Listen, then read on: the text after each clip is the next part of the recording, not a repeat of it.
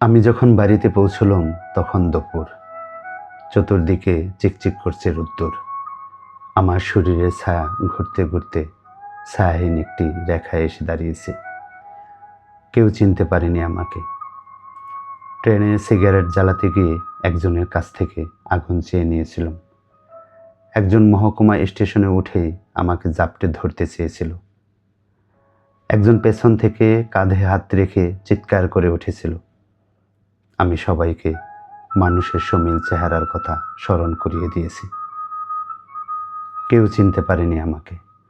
একজন রাজনৈতিক নেতা, তিনি কমিউনিস্ট ছিলেন। মুখোমুখি বসে দূর থেকে বারবার চেয়ে দেখলেন, কিন্তু চিনতে পারলেন না। বারহাট্টায় নেমে রফিসের স্টলে চা খেয়েছি। অথচ কি আশ্চর্য, পুনর্বার চিনি দিতে এসেও রফিস আমাকে চিনল না।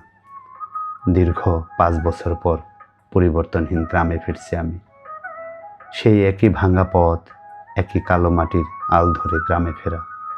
আমি কতদিন পর গ্রামে ফিরছি। আমি যখন বাড়িতে পৌঁছলাম তখন দুপুর। আমার চতুর্দিকে চিকচিক করছে রোদ, শুশু করছে হাওয়া। অনেক বদলে গেছে বাড়িটি। টিনের চাল থেকে শুরু করে পুকুরের জল, ফুলের বাগান থেকে শুরু করে গরুর গোয়াল, চিহ্নমাত্র শৈশবের স্মৃতি যেন নেই কোনোখানে।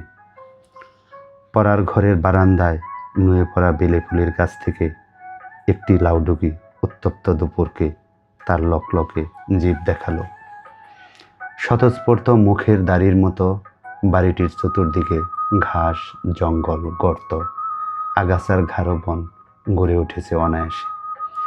যেন সবখানেই সভ্যতাকে ব্যঙ্গ করে এখানে শাসন করছে গোয়ার প্রকৃতি।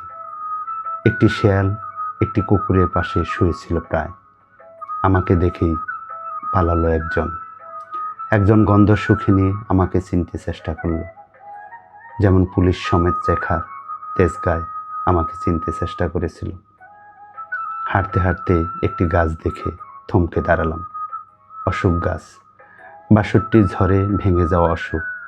একসময় কি ভীষণ ছায়া দিত এই গাছটা। অনায়াসে 2জন মানুষ মিশে থাকতে পারত এর ছায়ায়। আমরা ভালোবাসার নামে একদিন সারা রাত এই গাছের ছায়ায় লুকিয়েছিলাম। সেই বাসন্তী, আহা, সেই বাসন্তী এখন বিহারে ডাকাত স্বামীর ঘরে 4 সন্তানের জননী হয়েছে।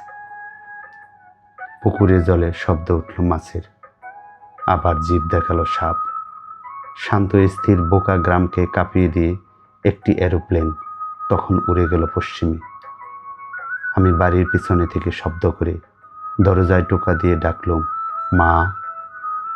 বহুদিন যে দরজা খুলেনি, বহুদিন যে দরজায় কোনো কণ্ঠস্বর ছিল না।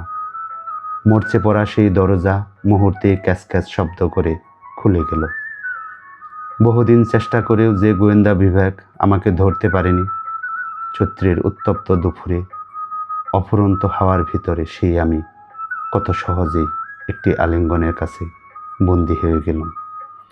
সেই আমি কত সহজেই মায়ের চোখে চোখ রেখে একটি অবুঝ সন্তান হয়ে গেলাম।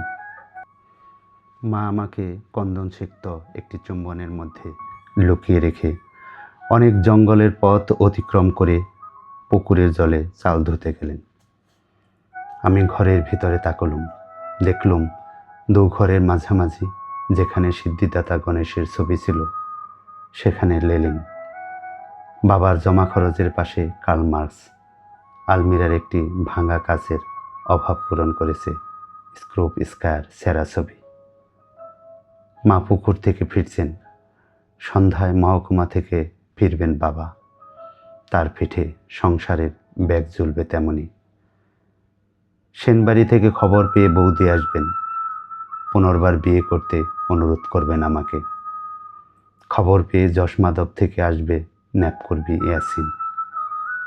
3 মাইল বৃষ্টির পথ হেঁটে রসুলপুর থেকে আসবে আদিত্য। রাত্রে মারাত্মক অস্ত্র হাতে নিয়ে আমতলা থেকে আসবে আব্বাস।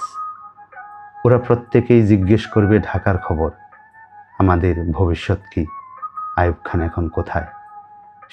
শেখ মুজিব কি ভুল করছেন? আমার নামে কতদিন আর এরকম হুলিয়া ঝুলবে?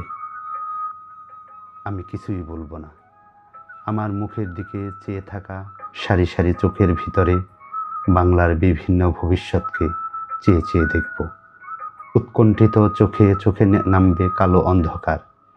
আমি চিৎকার করে কণ্ঠ থেকে অক্ষম ভাষণার জ্বালা মুছে নিয়ে বলবো, আমি এসবের কিছুই জানি না, আমি এসবের কিছুই জানি না।